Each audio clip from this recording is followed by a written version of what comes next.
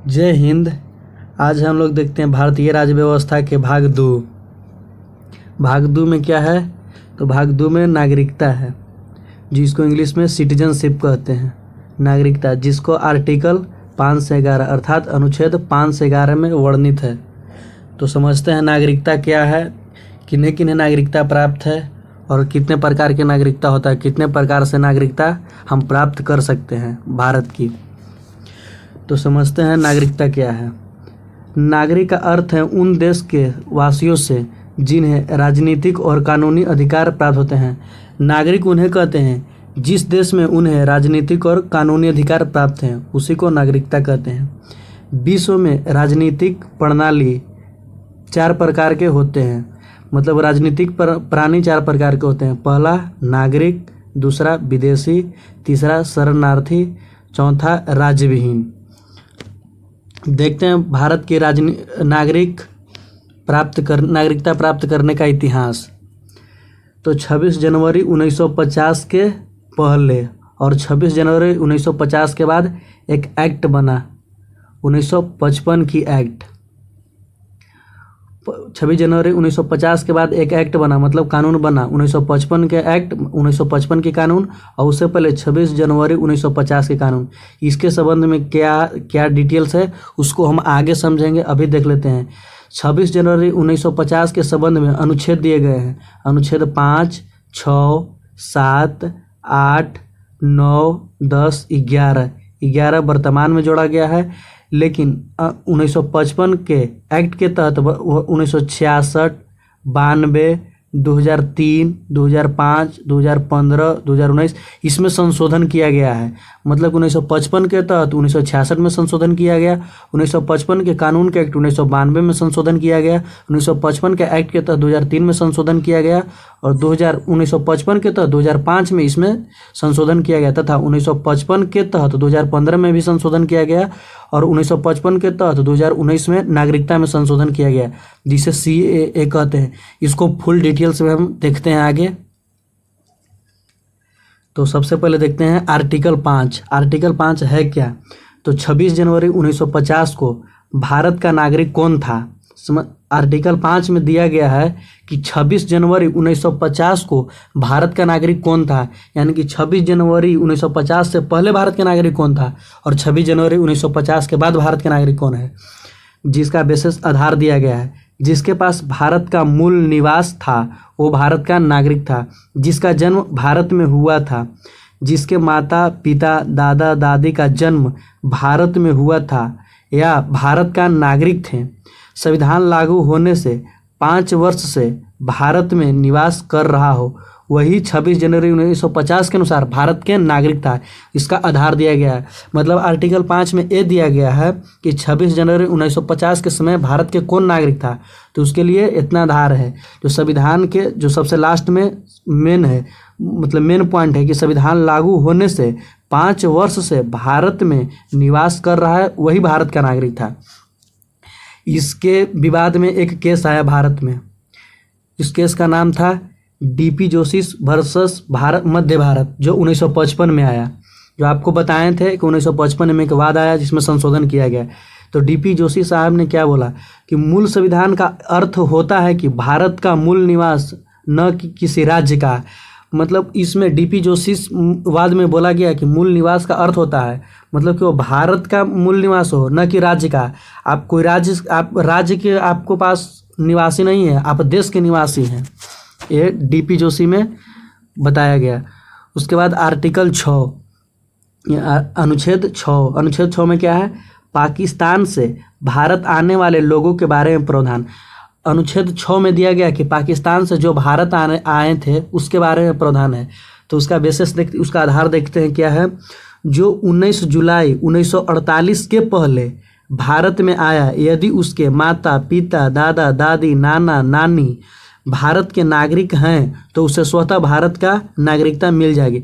मतलब आर्टिकल 6 में ये बोला गया कि पाकिस्तान से भारत आने वाले लोगों के बारे में है कि जो 19 जुलाई 1948 के पहले 19 जुलाई 1948 के बाद, यानी कि 20 जुलाई 1948 के बाद नहीं, 19 जुलाई 1948 के पहले जो भारत में आया है, जिसके माता हो या पिता हो या दादा हो या दादी हो या नाना हो या नानी, मतलब जो भी हो, उन लोगों को भारत की स्वतः नागरिकता मिल जाएगी जो 19 जुलाई 1948 से पहले आया है।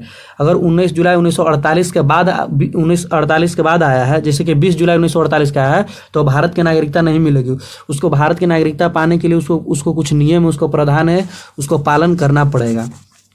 तो देखते हैं आगे क्या है। जो 19 जुलाई 1948 के बाद भारत में आया और उसके लिए क्या प्रोसेस है, तो उसके माता या पिता, दादा या दादी या नानी भारतीय हो, तब वो भारत के उसको मतलब भारतीय नागरिक कहलाएगा, अर्थात वो नहीं कहलाएगा। अगर ए में से नहीं है, अगर 1948 के बाद आता है तो क्या करना होगा, तो उसे भारत को मतलब नागरिक प्राप्त करने के लिए उसे 6 महीने निवास करना होगा। पहले था 1948 के मतलब बात था कि अगर 1948 के समय 19 जुलाई 1948 में आप नहीं भारत में हैं और बाद में आप आए हैं, 20 जुलाई के बाद आए, 20 जुलाई से आए हैं या 21 जुलाई आए या 1948 के बाद 1949, 50, 51 में आए हैं, तो उसके लिए नियम बना कि आपको भारत का नागरिकता प्राप्त करना है, तो आप 6 महीना भारत में लगातार रहिए, उसके बाद आपको भारत की नागरिकता दी जाएगी। उसके बाद आर्टिकल 7 है, यानी कि अनुच्छेद 7। अनुच्छेद 7 में है भारत से पाकिस्तान जाने वाले लोगों के बारे में प्रावधान। आर्टिकल 6 में था कि पाकिस्तान से लोग भारत आ रहे थे, लेकिन आर्टिकल 7 में यह है कि लोग भारत से पाकिस्तान जा रहे हैं। इसके संबंध में क्या नियम बने, तो यदि कोई व्यक्ति 1 मार्च 1947 से पहले भारत से पाकिस्तान गया हो तो उसे भारत की नागरिकता नहीं मिलेगी। मतलब ये समझना है कि जब भारत आज़ाद हुआ था 15 अगस्त 1947 के समय, तो उससे पहले ही मतलब भारत पाकिस्तान के विभाजन की बात चल रही है। तो उसी के बेसिस पर आर्टिकल 7 में बनाया है कि भारत के लोग जो पाकिस्तान जा रहे थे, जिसको भारत पसंद नहीं था, जैसे कुछ इस्लाम धर्म के मुसलमान थे जिनको भारत पसंद नहीं था, उनको पाकिस्तान पसंद था, तो वो चाहते थे कि हम भारत में नहीं पाकिस्तान में रहें। तो उनके लिए आर्टिकल 7 में प्रावधान किया गया कि जो भारत 1 मार्च 1947 से पहले, यानी कि 1 मार्च यानी कि फरवरी में 28 फरवरी 29 फरवरी को आप जा रहे हैं भारत से पाकिस्तान, तो उससे पहले आप पाकिस्तान गए हैं तो आपको भारत की नागरिकता रद्द कर दी जाएगी, अर्थात आपको पाकिस्तान में ही रहना पड़ेगा, आपको भारत की नागरिकता नहीं मिलेगी। अगर भारत की नागरिकता चाहिए तो उसका नियम था, यदि 1 मार्च 1947 के बाद गया है, यदि वह 19 जुलाई 1948 से पहले आ गया है, तो उसे भारत की नागरिकता सामान्य तरह से मिल जाएगी। अगर आप 1 मार्च 1947 के गए हैं, मतलब आप समझिए कि पाकिस्तान किसी कारणवश से गए 1 मार्च या 2 मार्च या 3 मार्च 1947 में गए, अगर उसे आप सोचते हैं कि मतलब आपको वहाँ पाकिस्तान अच्छा नहीं लगा, आप सोचे कि हमको भारत में ही अच्छा था, अगर आप गलत से पाकिस्तान चले गए, गलत तरीके से पाकिस्तान चल गए या किसी भी तरह से पाकिस्तान गए, आप चाहते हैं कि भारत की नागरिकता मिले, तो आप उसके लिए आर्टिकल 6 में था कि आप 19 जुलाई 1948 से पहले आप भारत आ जाइए, आपको भारत की नागरिकता सामान्य तरीका से मिल जाएगी। इसमें कोई नियम नहीं कि आपको 6 महीना रहना है, साल भर रहना है, ऐसा कोई नियम नहीं था। लेकिन 19 जुलाई इसका नियम था कि 19 जुलाई 1948 से पहले ही आपको आना पड़ेगा। इसके बाद एक और नियम था कि यदि वह 19 जुलाई 1948 के बाद आया है तो उसको अगर भारत की नागरिकता लेना है तो 6 महीना रहना ही पड़ेगा, जो नियम आर्टिकल 6 में बना था। उसके बाद आर्टिकल 8 बना। आर्टिकल 8 में क्या है, यानी कि अनुच्छेद 8 में क्या है, तो भारत के बाहर रहने वाले भारतीयों का उद्भव के कुछ व्यक्तियों के नागरिकता का अधिकार, यानी कि समझते हैं जो भारत से बाहर रह रहे हैं, भारत से बाहर रहने वाले भारतीयों के कुछ व्यक्तियों के नागरिकता का क्या अधिकार है, वो मतलब कैसे 19 जुलाई के बाद आए और या 1 मार्च के बाद आए, तो उनके लिए क्या नागरिकता का प्रावधान दिया गया भारतीय संविधान में, वो आर्टिकल 8 में प्रावधान किया गया था। तो यदि वह बाद में आता है तो उसके नाना या नानी, माता पिता या दादा दादी कोई भी अगर भारत के नागरिक हो तो उसको नागरिकता मिल जाएगी। यह प्रावधान आर्टिकल 8 में था। और देखते हैं आर्टिकल 9 यानी कि अनुच्छेद 9। यदि किसी व्यक्ति या किसी नागरिक ने भारत की नागरिकता छोड़कर किसी अन्य देश की नागरिकता स्वेच्छा से ग्रहण कर लिए तो उसका भारत की नागरिकता स्वतः समाप्त हो जाएगी। आप समझिएगा आर्टिकल 9 में क्या है। आर्टिकल 9 बोला कि यदि किसी व्यक्ति या नागरिक भारत की नागरिकता छोड़कर किसी अन्य देश की नागरिकता स्वेच्छा से ग्रहण कर लेता है तो भारत की नागरिकता, जैसे कि आप भारत में रह रहे हैं, अगर आपको पाकिस्तान पसंद है, अफगानिस्तान पसंद है, अमेरिका पसंद है, या ऑस्ट्रेलिया पसंद है, या यूके पसंद है, यानी कि ब्रिटेन पसंद है, तो आप उस देश में रहने लगे, आप भारत की नागरिकता छोड़ दिए तो आपको स्वतः भारत की नागरिकता समाप्त हो जाएगी। इसमें आपको कोई नहीं, आप चाह रहे हैं कि मतलब अगर आप ऐसा सोचते हैं कि हम भारत के नागरिक हैं, अब विदेश में जाकर रहने लगे हैं तो भारत की नागरिकता भी रहेगा और विदेश का, ऐसा नहीं है। अगर आप विदेश की नागरिकता प्राप्त करते हैं तो भारत की नागरिकता स्वतः समाप्त हो जाएगी। अब देखते हैं आर्टिकल 10। आर्टिकल 10 क्या है। आर्टिकल 10 में है कि नागरिकता के अधिकारों को संसद के संशोधन करने तक बना रहना, अर्थात अनुच्छेद 5, 6, 7, 8, 9 में दिए गए सभी प्रावधान संसद की अनुमति तक ही बने रहेंगे।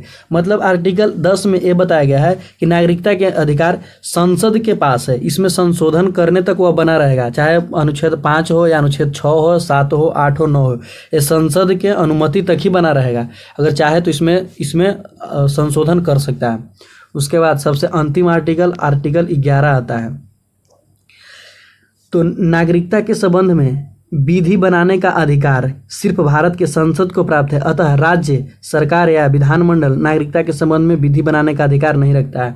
आर्टिकल 11 में यह बताया गया है, यानी कि अनुच्छेद 11 में यह बताया गया है कि आपको नागरिकता के संबंध में, जो भी नागरिकता के संबंध में विधि बनाने का अधिकार भारत के संसद के पास है, न कि राज्य के पास। राज्य नागरिकता के संबंध में कोई भी कानून नहीं बना सकता है, कोई भी कानून नहीं, या राज्य हो या विधानमंडल हो, कोई भी कानून नहीं बना सकता। एक या राज्य या दो से अधिक राज्य, कोई भी राज्य कानून नहीं बना सकता है। एक नागरिकता के संबंध में केवल कानून संसद ही बना सकता है, केवल भारत के संसद के ही पास अधिकार है। अब तो देखिए अनुच्छेद 5 से 11 तक कंप्लीट हुआ। इसके बाद देखते हैं कि नागरिकता में कब कब संशोधन हुआ, इसके क्या इतिहास रहा। अब नागरिकता के बारे में फुल डिटेल जानते हैं, समझते हैं। अभी कुछ आर्टिकल 11 के बचे हैं जो संशोधन हुए थे। संसद ने अपने इस अधिकार का प्रयोग करके नागरिकता संशोधन अधिनियम 1955 में किया। यानी कि अभी अनुच्छेद 11 में बताएं कि संसद को भारत के संसद को विधि बनाने का अधिकार नागरिकता में है, यानी केवल भारत के संसद को ही प्राप्त है कि वह नागरिकता में संशोधन करे, किसी को नहीं। तो 1955 में संशोधन किया, 1955 में संशोधन किया। नागरिकता में कब कब संशोधन हुआ आप देखिए, 1955 में संशोधन हुआ, 1986 में हुआ, 1992 में हुआ, 2003 में हुआ, 2005 में हुआ, 15 में हुआ, 19 में वो संशोधन किया गया। देखते हैं भारत के नागरिकता प्राप्त करने का क्या क्या नियम है। 1955 के तहत जब 1955 में भारतीय संविधान में नागरिकता को संशोधन किया गया तो क्या क्या नियम था। तो पहला, जन्म से, आप जन्म से भारतीय हो तब आप नागरिकता ग्रहण कर सकते हो। वंश के आधार पर, पंजीकरण विधि से, देशीयकरण विधि से, और किसी भूभाग में रह रहे हैं भारत में मिलाकर। ये आपको पांचों के फुल डिटेल्स में आपको बता रहे हैं कि इसका क्या बेसिस था 1955 में, 1955 के अधिनियम में क्या संसद इसमें बदलाव किए थे। तो जन्म के मतलब, यदि किसी बच्चे का जन्म भारत में हुआ हो और उसके माता पिता में से कोई एक भारतीय हो जो 1986 के अधिनियम के तहत और दूसरा अवैध प्रवासी न हो तो 2003 के संशोधन के अधिनियम से उसे भारत का नागरिकता प्राप्त हो सकता है। मतलब आप समझिए कि अगर आप जन्म से मतलब भारतीय नहीं है, यदि किसी बच्चे की माँ मतलब भारतीय हो, अगर माता हो या पिता कोई में से एक हो, कोई ज़रूरी नहीं कि आप दो मतलब माता हो या पिता दोनों होना, नहीं, क्यों एक होना चाहिए, चाहे माता हो या पिता हो। उसके लिए आपको दो कंडीशन अप्लाई करना होगा 1986 के अधिनियम के तहत, और दूसरा वो दूसरा अवैध प्रवासी न हो, और 2003 के अधिनियम के तहत उसे भारत की नागरिकता दे दी जाएगी। वंश के आधार पर, दूसरा वंश के आधार पर। पहला जन्म के आधार पर किस प्रकार मिलेगा, उसमें से आपको माता पिता कोई होना चाहिए भारत के, तो आपको वंश के आधार पर मिल जाएगा, और जन्म के आधार पर मिल जाएगा। वंश के आधार पर किस तरीका से मिलेगा वो समझिए। यदि किसी व्यक्ति का जन्म यदि भारत में हुआ हो और उसके माता या पिता भारतीय हों तो 1992 के संशोधन से उसे भारत की नागरिकता मिल जाएगी। यानी कि वंश के आधार पर भी यही कहा गया कि यदि किसी व्यक्ति का जन्म भारत के बाहर हुआ हो, जैसे कि भारत के बाहर आपको जन्म हुआ इंग्लैंड में या ऑस्ट्रेलिया में या अमेरिका में, या जन्म हुआ आपको अफ़गानिस्तान या पाकिस्तान में, अगर आपको भारत से बाहर किसी भी अन्य देश में हुआ, विदेश में जैसे कि भारत आपको जन्म हुआ, तो उसमें से आपको माता या पिता कोई भारतीय हो तो आपको 1992 के अधिनियम के तहत आपको भारत की नागरिकता मिल जाएगी, चाहे आपको माता हो या पिता हो।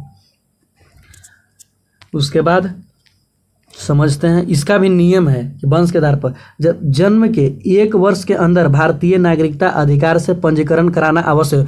जब आप मान लीजिए कि आप विदेश में जन्म लिए, वंश के आधार पर अगर किया जाए 1992 के नियम से, तो उसमें भी प्रोसेस है। आपको अब जब आपका बच्चा जन्म लिया विदेश में, तो आपको एक वर्ष के अंदर आपको भारतीय नागरिकता का अधिकार में पंजीकरण करना आवश्यक है, तभी भारत सरकार मानेगी कि आप भारत के नागरिक, अर्थात आपको भारत के नागरिक नहीं मानेगी सरकार कि आप भारत के नागरिक हैं या नहीं है। इसके लिए आपको भारत में जब विदेश में आपका बच्चा जन्म लिया हो, तो आपको भारत की नागरिकता प्राप्त करने के लिए उसको 1 वर्ष के अंदर ही आपको उसका पंजीकरण कराना होगा नागरिकता के अंदर। उसके बाद पंजीकरण, तीसरा है पंजीकरण विधि। पंजीकरण विधि क्या है? तो यदि कोई व्यक्ति पंजीकरण के माध्यम से भारत की नागरिकता ग्रहण कर सकता है यदि वह 6+1 यानी कि 7 वर्ष भारत में रहकर निवास कर, मतलब भारत में उसे रहेगा, तब उसको भारत की नागरिकता, मतलब पंजीकरण विधि से भारत की नागरिकता हम कैसे प्राप्त कर सकते हैं। तो यदि कोई व्यक्ति अगर चाहता है, अगर वो इंग्लैंड के निवासी है, अगर वो चाहता है कि भारत की नागरिकता कैसे प्राप्त करे वर्तमान समय में, तो उस व्यक्ति को भारत में 6+1 संविधान, भारतीय संविधान में 6+1 ठीक इसी प्रकार लिखा गया है। पूर्ण 7 वर्ष नहीं लिखा गया है, 6+1, 6 वर्ष रहना आपको लगातार होगा। आप 1 वर्ष के लिए आसपास इधर इस साइड उस साइड जा सकते हैं, यानी कि आपको 6 वर्ष लगातार भारत में रहना होगा, यानी कि 6 अर्थात 7 वर्ष आपको भारत में रहना होगा, तभी आपको भारत का नागरिकता मिलेगा। ये पंजीकरण विधि का नियम है। पंजीकरण विधि आप समझे, यानी कि विदेश में आप रह रहे हैं, अगर आप चाहते हैं कि हम भारत की नागरिकता लें, कोई भी विदेशी चाहता है कि हम भारत की नागरिकता प्राप्त करें, तो 6+1 यानी कि 7 वर्ष आपको भारत में रहना होगा, तब आपको भारत की नागरिकता मिल जाएगी। उसके बाद देशीयकरण विधि, चौथा है देशीयकरण विधि। देशीयकरण विधि क्या होता है उसका हम समझते हैं। भारत की 8वीं अनुसूची में किसी भाषा के आप ज्ञाता हो, मतलब आपको देशीयकरण मतलब देश के बारे में कुछ जानकारी आपको हो, तब आपको भारत की नागरिकता मिले। आप विदेशी आप चाहते हैं कि भारत की नागरिकता हो मिले, तो इसके लिए आपको भारत की 8वीं अनुसूची के तहत जितने भी 22 भाषाएं हैं, 22 भाषाओं में आपको किसी एक भाषा का ज्ञाता होना आपका आवश्यकता है। अगर आप 22 भाषाओं में से किसी एक भाषा के आप ज्ञाता हो, तो आपको देशीयकरण विधि से आपको भारत की नागरिकता मिल जाएगी। उसके बाद विज्ञान या कला साहित्य में आपका अच्छा ज्ञान हो, विज्ञान या कला साहित्य में आपका अच्छा उसका ज्ञाता हो, उसके बाद आपको भारत की नागरिकता मिल जा सकती है। 10 वर्ष से निवास कर रहे हैं आप भारत में, 10 वर्ष से आप भारत में निवास कर रहे हैं, तभी आपका नागरिकता मिल जाएगा। अच्छे चरित्र का हो, आपका कैरेक्टर अच्छा है, आपका चरित्र अच्छा है, भारत सरकार की नज़र में आप अच्छे हैं, तो आपको देशीयकरण विधि के माध्यम से आपको नागरिकता भारत सरकार दे देगी। इसके बाद आगे दिया गया है किसी ऐसे देश का निवासी न हो जहां के नागरिकों को देशीयकरण के आधार पर नागरिकता ग्रहण करने पर रोक है। मतलब किसी आप ऐसे देश का निवासी ना है जहां पर नागरिक को देशीयकरण के आधार पर नागरिकता ग्रहण करने पर रोक हो। मतलब आप किसी, जैसा कि आप मान लीजिए कि पाकिस्तान में ऐसा नहीं है कि आप वहाँ देशीयकरण विधि से आप नागरिकता प्राप्त कर ले सकते हैं, तो आप पाकिस्तान के व्यक्ति हैं तो भारत में देशीयकरण विधि से आपको नागरिकता नहीं मिलेगा। अगर आपको पाकिस्तान में देशीयकरण विधि से नागरिकता वहाँ प्राप्त हो तभी आपको भारत में मिलेगा। यानी कि जिस तरह से आपको विदेश में देशीयकरण विधि का, आप जिस देश के निवासी हैं उस देश में अगर देशीयकरण विधि से नागरिकता मिलता है तभी आपको भारत की नागरिकता मिलेगी, अर्थात आपको भारत की नागरिकता नहीं मिलेगी। इसके बाद अंतिम है, लास्ट है 5वां, किसी भूभाग में भारत को मिलाकर आपको पांचवा एक प्रकार से आपको नागरिकता मिल सकती है। अपने क्षेत्र में यानी कि अपने भारत में किसी भूभाग को मिलाकर आपको नागरिकता दिया जा सकता है। समझते हैं, यदि किसी भूभाग को भारत में मिलाया जाता है तो उस भूभाग पर आप निवास करने वाले लोगों को भारत के नागरिक बन जाते हैं, परंतु ऐसा करना भारत सरकार पर निर्भर करता है। जैसे कि सिक्किम, गोवा, पुदुचेरी इत्यादि, जिससे भारत के ऐसा क्षेत्र हैं जो मतलब भारत में मिलाए गए हैं बाद में। जैसे कि पहले गोवा ऐसा क्षेत्र था जो पुर्तगालियों के हाथ में था, तो वहाँ के लोग पुर्तगाली अगर उस समय गोवा को आज़ाद करके गए हैं तो वहाँ के लोगों को किसी भूभाग वहाँ के लोग मतलब आज़ाद कर दिए गोवा को, तो गोवा को भारतीय संघ में मिल गया, मतलब पूर्ण रूप से वो भारतीय संघ में हो गया, तो वहाँ के लोग भी भारत के हो गए, तो उन्हें किसी मतलब वहाँ क्षेत्र भारत में मिल गया, तो भूभाग से वहाँ के लोगों को भारत की नागरिकता दे दी गई। उस आप मतलब जैसे कि बांग्लादेश के कुछ हिस्सा, जैसे कि पाकिस्तान के कुछ हिस्सा, जैसे सिंध के लोग अभी वर्तमान में जिस लोग में सिंध रहते हैं, अगर भारत चाहे तो कुछ सिंध को अपने में कर ले, तो वो सिंध के लोग भारत में हो जाएंगे, उनको भारत की नागरिकता दी जाएगी। वर्तमान में वो पाकिस्तान के लोग हैं, लेकिन अगर सिंध को भारत में मिला लिया जाए तो भारत के लोग हो जाएंगे। जैसे या पीओके, पाक ऑक्युपाइड कश्मीर, वहाँ के लोग फिलहाल अभी पाकिस्तान के हैं, अगर पीओके के वर्तमान भारत सरकार अगर भारत में मिला लेती है तो वहाँ के लोगों को नागरिकता भारत की मिल जाएगी। अब आगे समझते हैं भारत में नागरिकता की विशेषता क्या है। भारत में नागरिकता को प्राप्त करने की विशेषता क्या है। भारत में एकहरी नागरिकता है, दोहरी नागरिकता नहीं है। जैसे कि भारत में एक ही संघ की नागरिकता है, राज्य की कभी नागरिकता नहीं है। यहाँ भारत में देश प्रधान है, राज्य की कोई प्रधानता नहीं है। तो भारत में एकल नागरिकता है, एकहरी नागरिकता का प्रावधान है। यह प्रावधान ब्रिटेन के संविधान से लिया गया है। अतः भारत में केंद्र और राज्य की एक ही नागरिक है। आप बोले ना कि संघ का ही नागरिक हो सकते हैं, राज्य का नहीं। मतलब जैसे कोई लोग बिहार से है, झारखंड से है, या यूपी से है, बंगाल से है, महाराष्ट्र से है, या किसी भी क्षेत्र, आप किसी राज्य के निवासी नहीं, आप देश के निवासी हैं। लोग अभी बोलते हैं कि हम बिहारी हैं, हम झारखंडी है, ऐसा कोई नहीं। मतलब आप देश है, आप एक भारतीय हैं, मतलब कोई आप पर्टिकुलर राज्य के आप नागरिक नहीं है। तो यह प्रावधान ऐसा नियम बनाया गया, ब्रिटेन के संविधान से लिया गया कि ब्रिटेन में ही एकल नागरिकता है और भारत में भी एकल नागरिकता का प्रावधान है। दोहरी नागरिकता का प्रावधान भारतीय संविधान में नहीं दिया गया है। उसके बाद आगे समझते हैं 1955 में संशोधन किया गया। भारतीय संविधान में 1955 में संशोधन किया। उसके बाद लिखा गया परित्याग, खत्म करना, वंचित करना। मतलब कि आपको 1955 के तहत ही आपको किस तरह से भारतीय नागरिकता को रद्द कर दिया जाएगा। मतलब आप भारत के नागरिक हैं, अगर भारत सरकार चाहती है कि आपको कैसे नागरिकता, या आप भी चाहते हैं कि हम यहाँ से नागरिकता भारत के छोड़ दें, तो उसके लिए 3 नियम बनाया गया। पहला परित्याग, दूसरा खत्म करना, तीसरा वंचित करना। परित्याग समझते हैं क्या है। यदि कोई नागरिक स्वेच्छा से अपनी नागरिकता को त्याग दे, नागरिकता त्याग देता है, तो उसको परित्याग कहते हैं। यानी कि परित्याग मतलब ऐसा कोई नागरिक है, जैसे कि अगर कोई भारतीय व्यक्ति चाहता है कि हम भारत की नागरिकता नहीं लें, किसी और देश की नागरिकता है, तो वह स्वेच्छा से अपनी नागरिकता को त्याग सकता है। उसको स्वतः नागरिकता समाप्त हो जाएगी। तो जब त्याग देगा तो उसकी नागरिकता खत्म हो जाएगा। उसके बाद खत्म करना, दूसरा है खत्म करना। यदि कोई नागरिक किसी दूसरे देश की नागरिकता ग्रहण कर ले तो उसकी भारतीय नागरिकता स्वतः समाप्त हो जाएगी, यानी खत्म कर दी जाती है। जैसा कि आप भारत में रह रहे हैं, आप जैसे भारत के लोग ज़्यादा सऊदी अरब में रहते हैं, भारत के लोग इंग्लैंड में रहते हैं, अमेरिका में जाते हैं।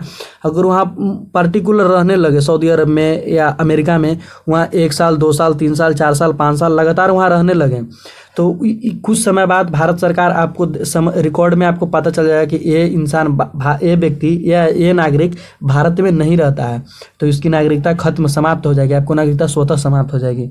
उसके बाद देखते हैं वंचित करना। वंचित करना क्या होता है। तो यदि किसी व्यक्ति को नागरिकता ग्रहण करने के 5 वर्ष के अंदर या 2 वर्ष से अधिक की सजा होती है तो उसे भारत से नागरिकता से वंचित कर दिया। यदि कोई भारतीय नागरिक को 5 वर्ष के अंदर या 2 वर्ष से अधिक की सजा होती है तो आपको भारत की नागरिकता से वंचित कर दिया जाएगा।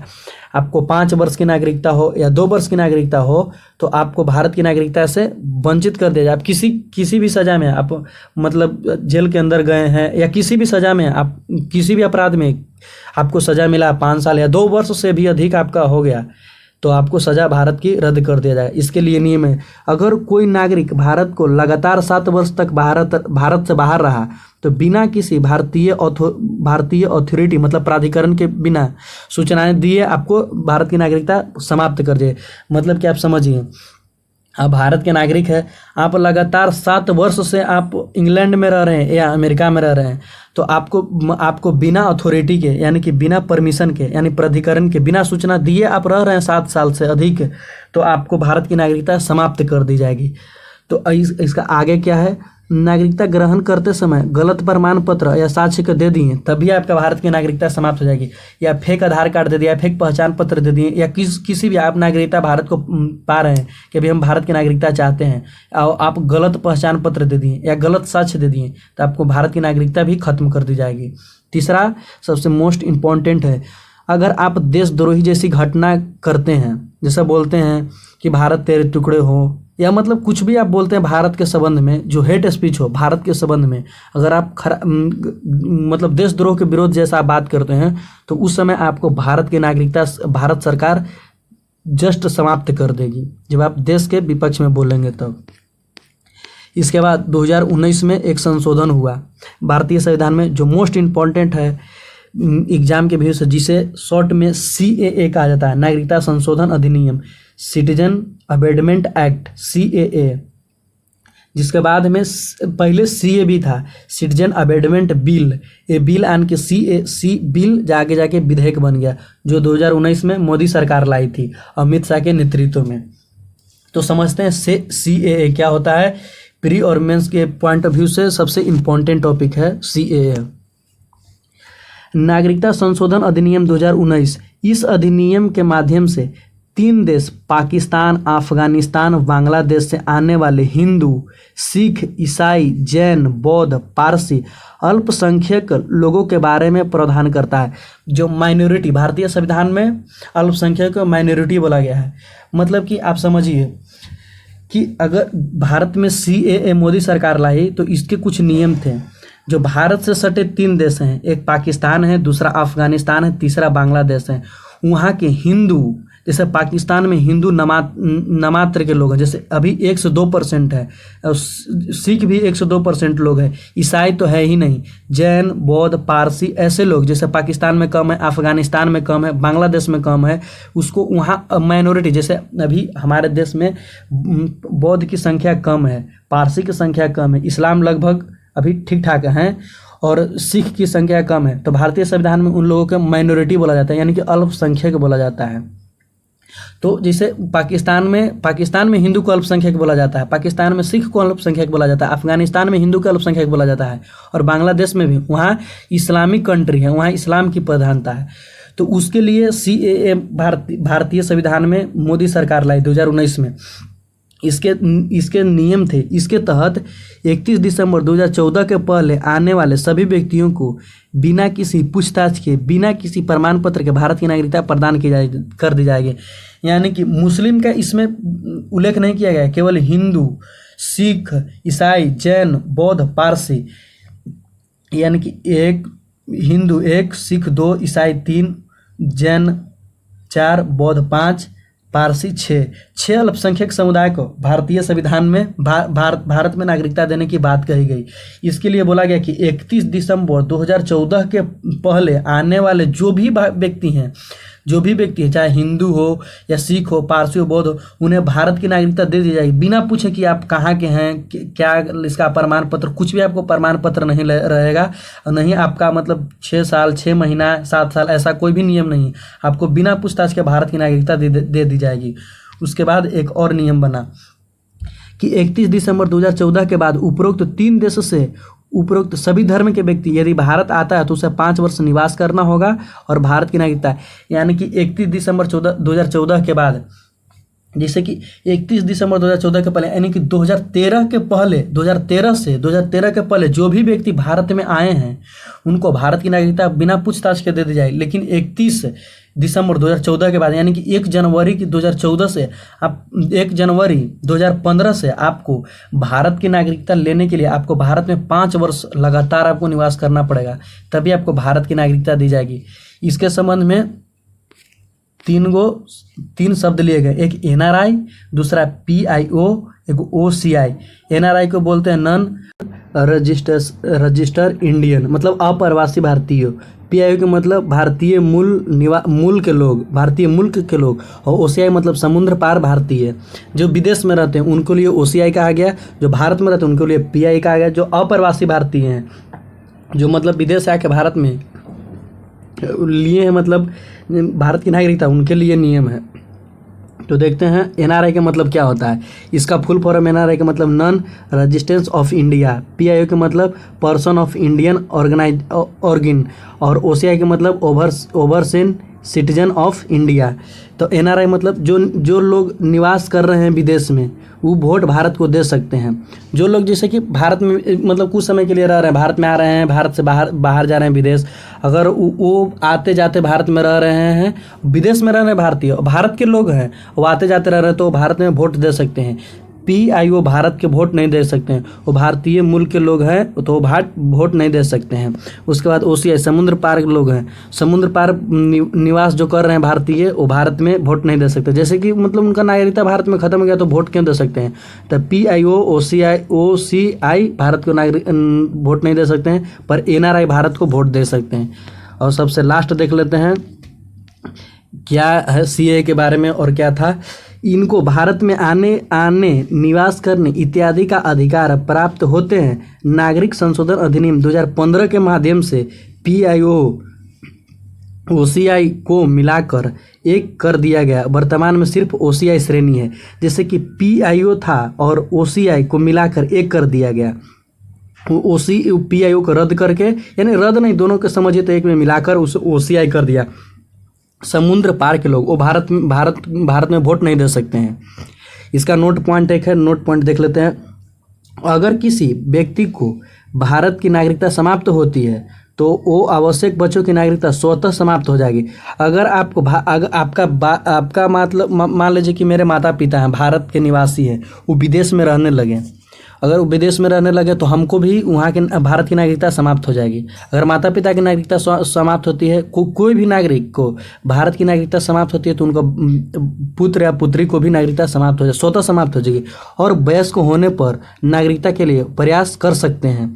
और मतलब वो उनके बाल बच्चा अगर बड़ा हो तो भारत की नागरिकता के लिए प्रयास कर सकते हैं। उसके लिए नियम है, आपको भारत में 5 वर्ष या 6 वर्ष रहना होगा, या 6 वर्ष + 1 7 वर्ष आपको भारत में रहना होगा। उसके बाद आपको भारत की नागरिकता मिल जाएगी। उसके बाद अनुच्छेद देखते हैं कि भारत के लोगों को कौन कौन सा नागरिकता के लिए आपको कौन कौन सा मतलब ऐसा अनुच्छेद प्राप्त है। तो अनुच्छेद 15, 16, 19, 29, 30 सिर्फ भारत के लोगों को प्राप्त है। मतलब ये दिया गया है मौलिक अधिकार में। हम अगला टॉपिक मौलिक अधिकार ही पढ़ेंगे, जो सबसे इंटरेस्टिंग टॉपिक होगा। तो जय हिंद, आज समाप्त हुआ यहीं तक।